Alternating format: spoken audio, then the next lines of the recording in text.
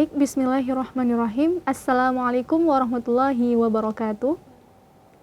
Alhamdulillahirabbil alamin wa bihi nasta'in wa ala umurid dunya waddin wa ala alihi washabbihi ajma'in.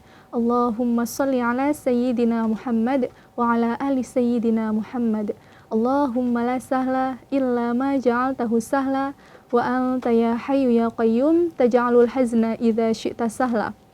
Baik, syederalun semua, cara wanita untuk meraih keberkahan Ramadan atau Lailatul Qadar, apakah harus ke masjid untuk beriktikaf? Nah, jawabannya adalah bahwa wanita ataupun laki-laki itu memiliki hak yang sama dalam beribadah kepada Allah, terutama di bulan Ramadan dan untuk menggapai Lailatul Qadar. Jadi, untuk meraih pahala Lailatul Qadar itu bisa dengan amalan apa saja. Tidak ada pengkhususan bagi kaum perempuan.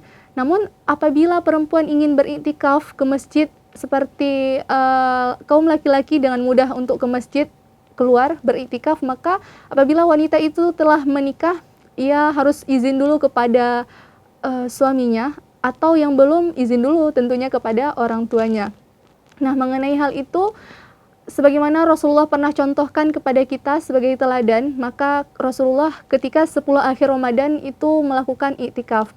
Nah, jika tidak diberikan izin untuk beriktikaf, maka perempuan dapat melakukan segala amalan apapun di rumahnya, misalkan membaca Al-Quran, mendirikan sholat, kemudian berzikir, atau melakukan ibadah-ibadah sunnah, dan diutamakan, diprioritaskan ibadah-ibadah yang wajib.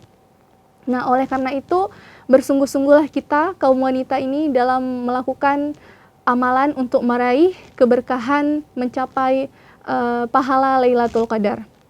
Sekian untuk pertanyaannya. Wassalamualaikum warahmatullahi wabarakatuh.